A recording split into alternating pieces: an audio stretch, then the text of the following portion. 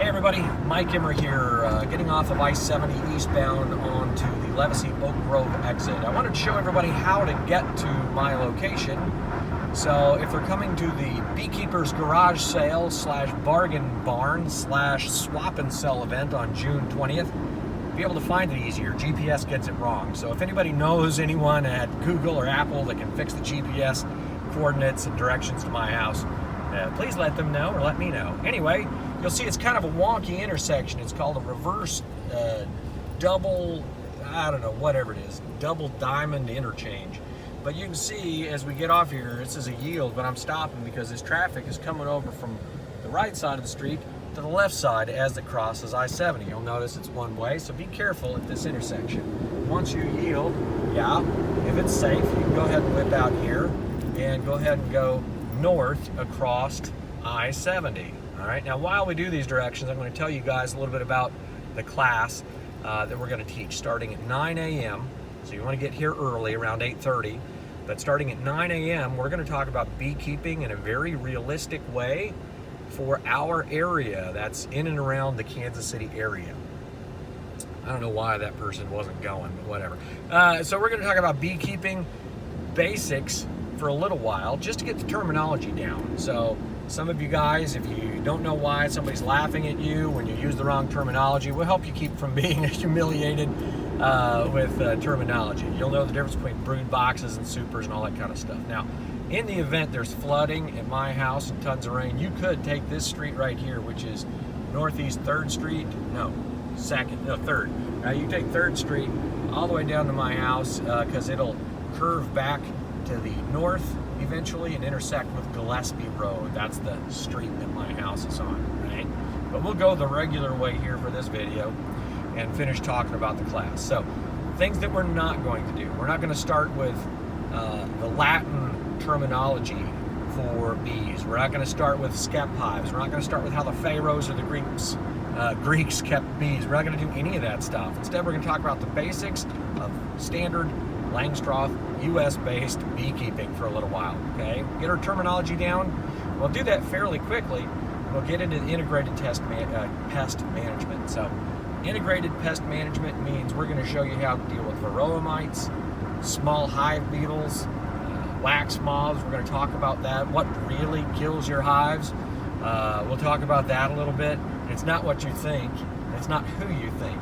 So we'll talk about how hives survive and how they don't, and different ways to manage pests. We'll even touch on how to get them ready for winter, what to do for, summer treatments and fall treatments and things like that. Right? We can even talk a little bit about treatment-free beekeeping. Here's Gillespie Road. I'm turning east on Gillespie Road past Caraway Lake. That's a community lake here. You'll see it's blacktop. But anyway, we'll get through our terminology and basics of integrated pest management pretty quickly. And then, once we do that, we'll move into, just maybe take a look at some different types of equipment innovations before we get into some actionable items. We're going to show you how to light a smoker and how to keep it lit, right? We're actually going to send everybody home with a little bit of smoker fuel that's become my favorite because my buddy Matt Winstead turned me on to it, and I love it. I like it even better than pine needles. So anyway, we'll show you how to light a smoker, and then guess what? We're going to suit up. And I mean suit up. If you've got a full suit, please, please, please bring it. If you don't have one and you want to come to this class, you need to let me know right away to see if I can get you a suit so you can buy the right kind of ticket. But you want to have your own suit, you want to have your own smoker, you want to have your own hive tool if at all possible. Just to let you guys know, I'm coming up on the water treatment facility here for Oak Grove. So I'm just still continuing now eastbound on Gillespie Road. But if you got your own stuff, bring it. You can get the $99 ticket instead of the $199 ticket and be safer, more comfortable. If you come and you just have a jacket or a veil and some gloves, just be prepared. When we go out, once we get everybody's smokers lit, when we go out to the field, which I'm going to show you in a minute, we're going to open up probably 20 or 30 beehives. All different stages. We're going to actually dig into these things. And it's not about your skill or how comfortable you are with bees or how much you trust them, but it's also about the person next to you, or in this case 6 feet away from you, that accidentally drops an entire super, or knocks over a deep of bees, or just drops a frame, right? So once that emergency defensive pheromone goes out, we could have bees all over us. So please, please, please bring a full suit. Or be prepared to back out quickly and not get your money back. So there you go. There's 100% chance of you getting stung if you're not properly suited up, and some chance of you getting stung if you're properly suited up and don't tape everything up. So anyway, here we go. We're turning back to the north. You'll notice that we've gone from blacktop to gravel. All right, so if you've got a sports car, a Corvette, Maserati, something like that, don't drive that out here, or do so at your own risk. You know, if you've got an SUV, a truck, a regular car, you know, just go slow. I'm going about, I don't know, 30 right now. But we're going to continue north past Happy Hollow Road. I'm going to pause at Happy Hollow just to show you, because this is where a lot of people get messed up. Right? They get to Happy Hollow Road and they think, uh-oh, they got to turn right. No, you're not going to turn off Gillespie Road until you get to my driveway. Right? So when we go over this hill, the next intersection we see is going to be Happy Hollow. And I'll show you where some of those hives are. You can see them from the corner of Happy Hollow, Gillespie. All right, so here we go. We're coming up on it right now. So I'm going to slow down. Slowing down, slowing down, slowing down.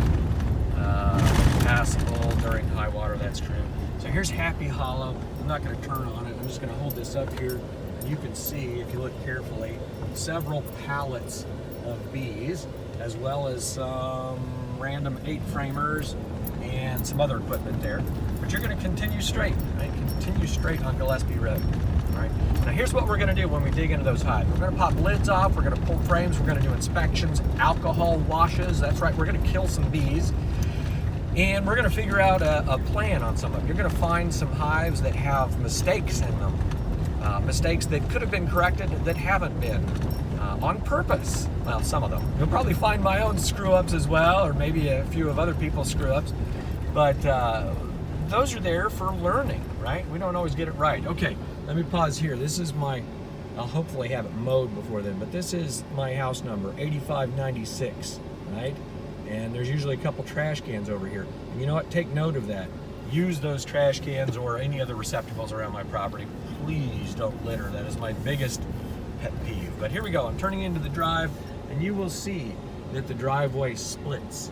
And so if you go up to the right, hopefully I'll have new gravel down for you guys too. But if you go up to the right, that takes you up to the house, and there's a little room to park over here if people needed to, wanted to. But hopefully I'll have this cleaned up a little bit more too. But there's the workshop where we're going to teach the class. And we'll open it up and have plenty of ventilation. It's a workshop with garage doors on both sides. But I'm going to loop around the driveway. If you came up the left-hand side, right, then it would bring you over here on the left-hand side of the workshop, and you could see some additional parking. And there it's opened up a little bit. Some of my supers and junk laying out there. And so you could, there's a little ditch here you want to be careful of, but folks could park up in this grass yard area here, all the way over into this area over here. And people could kind of park off to the side a little bit so that people can continue down this drive. But over here, past the greenhouse, feel free to take a look if you want to, you'll see the barn. That's where we're going to have the sale. So there's going to be lots of new and used items for people to buy, some really good deals. There'll probably be some trucks and people bringing their own stuff to sell and swap and trade. That's totally fine.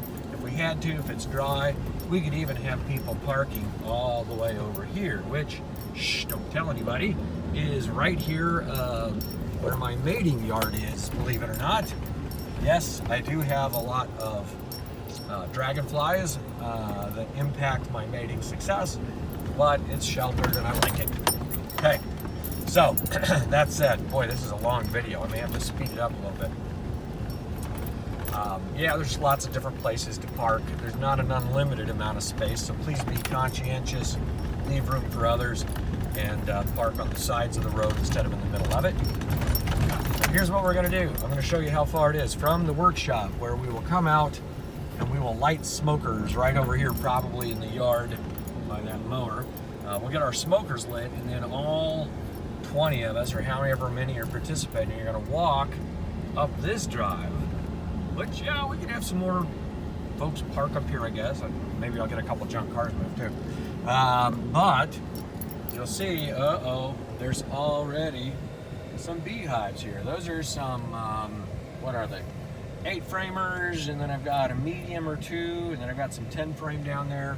I've got some things you've probably never seen before, like synthetic supers and custom lids and all kinds of good stuff. There's a garden hive over here in the middle of my orchard, and right along here there's a big tower.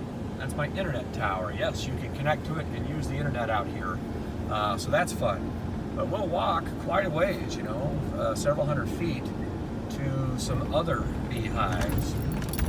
I'll show you what that looks like. There you go. All right, so we've got some 8-frames. If people don't want to pick up or mess with bigger hives, we've got some 8-frames here in different stages. We have plenty of 10-framers on pallets. So there'll be plenty of bees for us to work with, plenty of space for us to do it in, and then we'll call it a day. All right, so the way it works is start of class is 9 a.m. We'll do some basics. Middle of class is when we'll take a break and then light smokers and suit up, and we'll spend the rest of the class as a field day working on actual beehives.